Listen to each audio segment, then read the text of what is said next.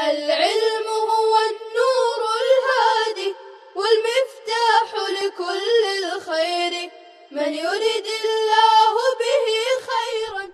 بسم اللہ الرحمن الرحیم.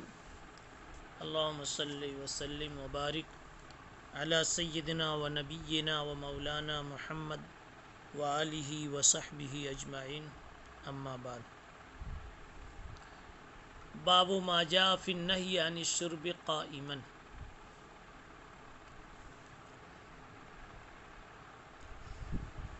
یہاں امام ترمذی رحمۃ اللہ علیہ نے دو باب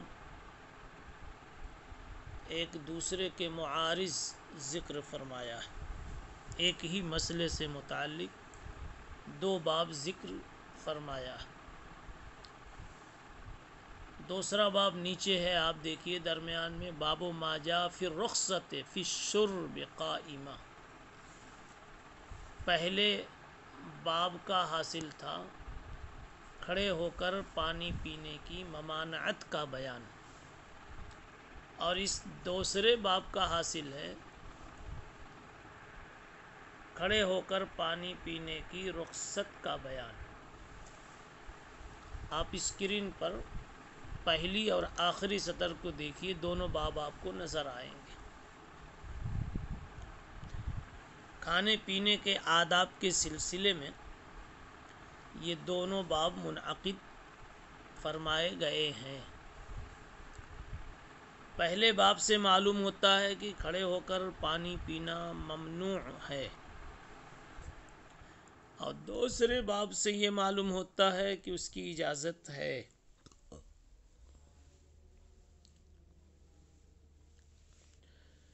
روایتیں دراصل اس مسئلے میں دونوں طرح کی ہیں. دونوں باب کے ذیل میں دونوں طرح کی آپ روایتیں دیکھیں گے. پہلے ہم روایتیں دونوں دیکھ لیتے ہیں اور اس کے بعد دونوں کا محمل یا دونوں کے درمیان تطبیق کو جاننے کی کوشش کرتے ہیں. بہی قال حدثنا محمد بن بشار قال حدثنا ابن ابی عدی عن سعید عن قتادۃ عن انس ان النبی صلی اللہ علیہ وسلم نہى ان يشرب الرجل قائما فقیل الاکل قال ذاک اشد. نبی پاک صلی اللہ علیہ وسلم نے منع فرمایا اس بات سے کہ آدمی کھڑے ہو کر پانی پیے. پوچھا گیا الاکل، کھانے کا کیا حکم ہے؟ تو آپ نے فرمایا تو یہ تو اس سے بھی بڑی بات ہے. یعنی پینے کی جب اجازت نہیں ہے کھڑے ہو کر، تو کھانے کی اجازت تو اور بڑی بات ہے. اس کی اجازت کیسے ہو سکتی ہے؟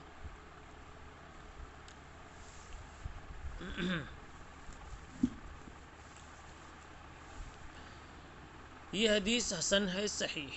بہی قال حدثنا حمید بن مسعدہ قال حدثنا خالد بن الحارث عن سعید عن قتادۃ عن ابی مسلم الجزمی عن الجارود بن العلاء ان النبی صلی اللہ علیہ وسلم نہى عن الشرب قائما.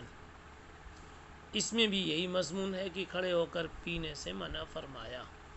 اس کے راوی حضرت جارود بن العلاء ہیں. وفی الباب عن ابی سعید و ابی ہریرہ و انس. هذا حدیث حسن غریب. یہاں جارود کی اس روایت کے متعلق جو حضرت قتادہ کی سند سے آئی ہے، امام ترمذی رحمۃ اللہ علیہ ایک نوٹ تحریر فرما رہے ہیں. اس کو یہاں سمجھ لیں، پھر روایتوں کے اختلاف کو حل کیا جائے گا. ہاکذا روا غیر واحد هذا الحدیث عن سعید عن قتادۃ عن ابی مسلم عن جارود عن النبی صلی اللہ علیہ وسلم. ایسے ہی نقل کیا کئی لوگوں نے اس حدیث کو سعید سے. یہ سعید ابن ابی عروبہ ہے، سعید سے،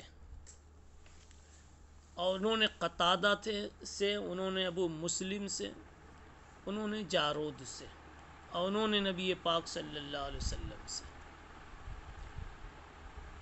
کیا ہوا، اوپر آپ جارود والی سند دیکھیں، پیچھے سے سعید کے بعد جو قتادہ ہے، تو قتادہ ڈائریکٹ لے رہے ہیں، ہاں قتادہ جو ہے وہ لے رہے ہیں ابو مسلم جزمی سے، اور وہ لے رہے ہیں جارود سے۔ ایسے ہی یہ ابھی جہاں جتنا پڑھ کر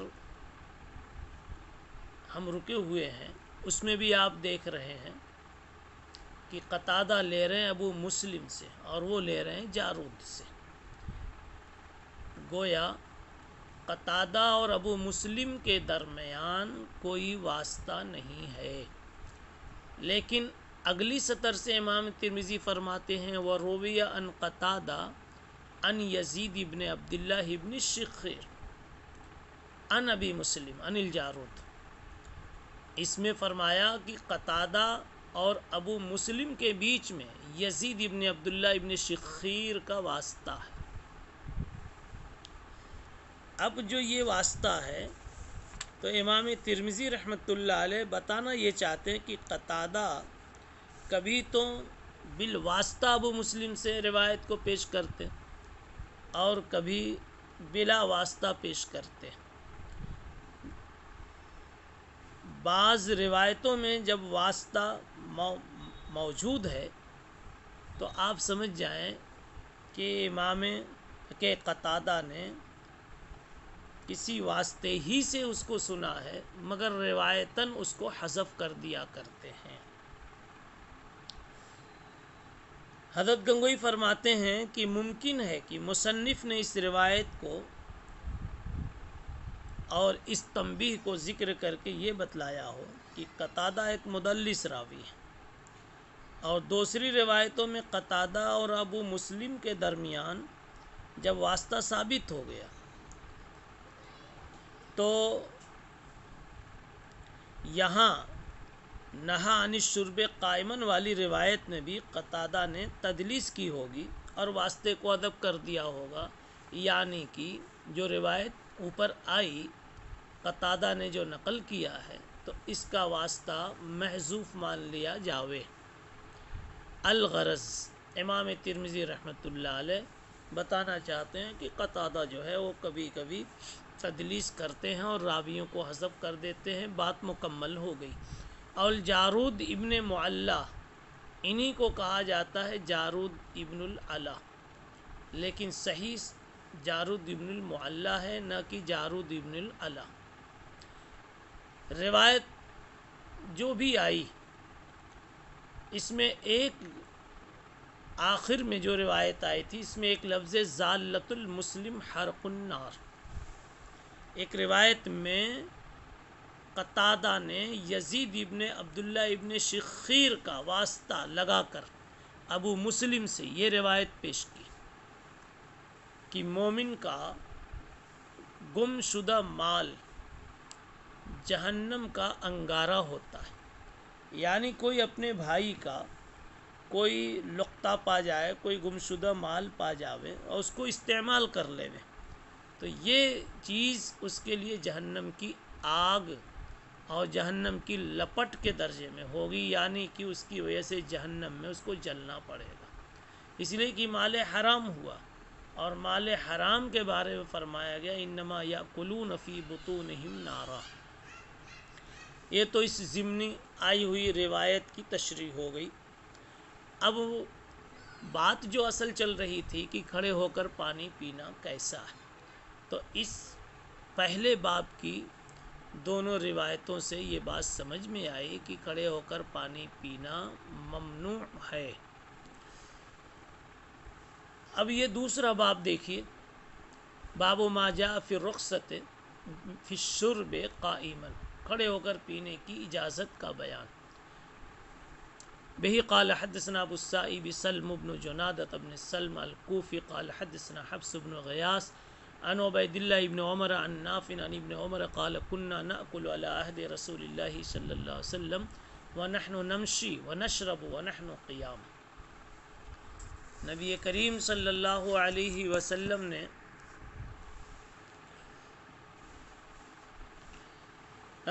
حضرت عبداللہ ابن عمر نے کہا کہ ہم نبی پاک صلی اللہ علیہ وسلم کے زمانے میں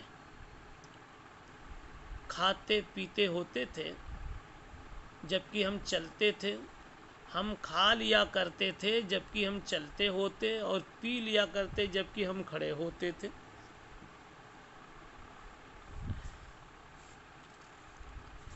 هذا حدیث حسن غریب من حدیث عبید اللہ ابن عمر النافع عن ابن عمر وروى عمران بن حدیر هذا الحدیث عن ابی البزری عن ابن عمر وابو البزری اسمہ یزید ابن عطارد۔ ابو البزری کا نام بتا دیا کہ ان کا نام یزید ابن عطارد ہے۔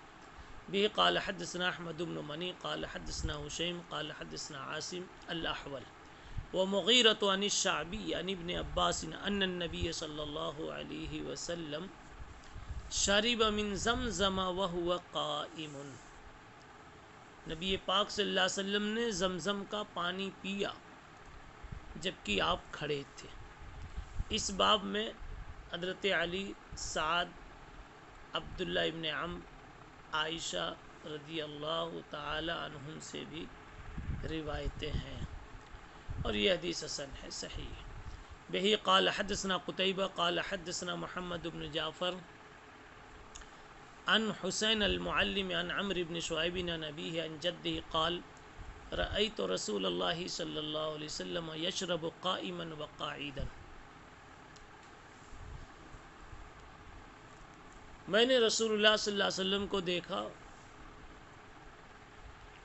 کہ آپ کھڑے ہو کر اور بیٹھ کر دونوں طرح سے پانی پیتے تھے۔ ھذا حدیث حسن صحیح۔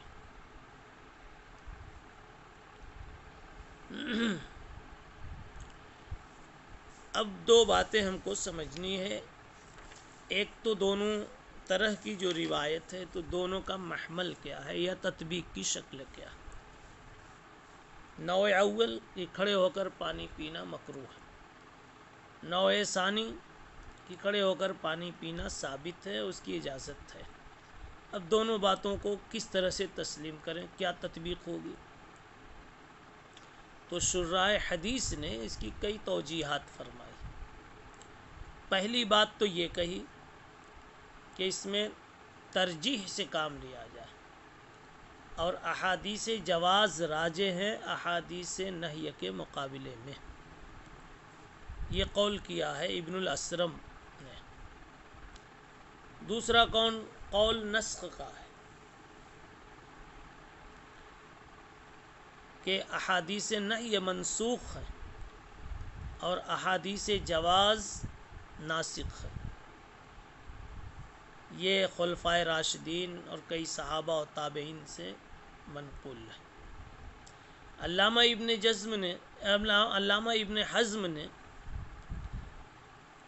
ابن حزم نے یہ بات کہی کہ احادیث جواز کو منسوخ قرار دیا جائے اور احادیث نہی کو ناسخ،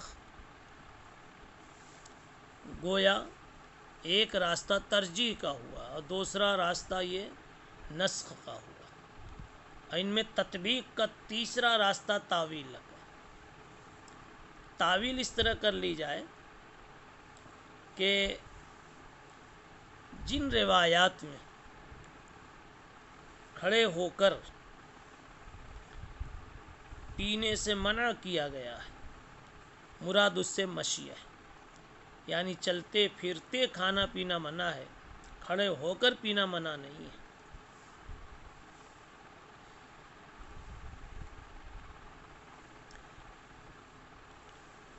ایک اور تطبیق دی کہ 5ویں نمبر پر ایک توجیہ یہ بھی ہے کہ کہہ دیا جائے کہ احادیث نہی کا محمل کراہت تنزیہی ہے اور احادیث جواز کا محمل بیان جواز ہے،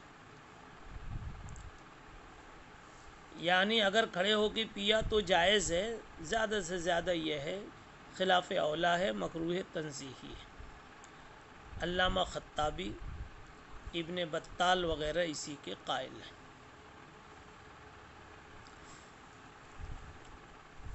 ایک چھٹی توجیہ یہ ہو سکتی ہے کہ کھڑے ہو کر پینے کی ممانعت شرعی نہیں ہے بلکہ طبی ہے. ممکن ہے حلق میں کلیجے میں کہیں کوئی تکلیف ہو جائے، اس لیے آپ صلی اللہ علیہ وسلم نے ارشاداً شفقتاً منع فرمایا. بس اس سے یہ بات نکلے گی کہ اگر اس قسم کی کوئی تکلیف کا اس قسم کی تکلیف کا کوئی اندیشہ نہیں ہے تو پھر اس کے لیے گنجائش ہو سکتی ہے.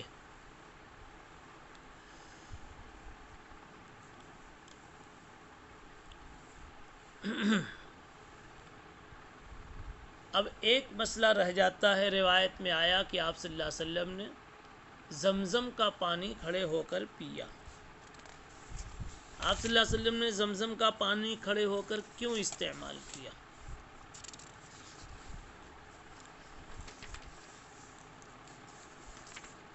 بات یہ ہے کہ جس جگہ آپ صلی اللہ علیہ وسلم نے کھڑے ہو کر پانی پیا تھا زمزم کا،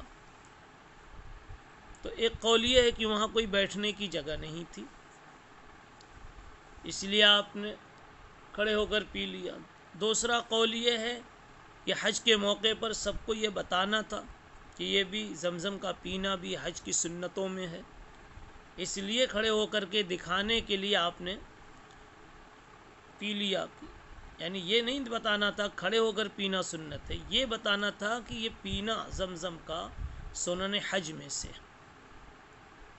بعض حضرات نے فرمایا کہ آب زمزم سراسر شفا ہے اور کھڑے ہو کر پینے کی ممانعت مضرت کی بنیاد پر تھی. اب جب یہ سراسر شفا ہے تو یہاں مضرت کا، بیماری کا ڈر نہیں تھا، اس لیے اس کی اجازت دی گئی. یا یہ کہ کھڑے ہو کر پی کر جواز بتلایا گیا.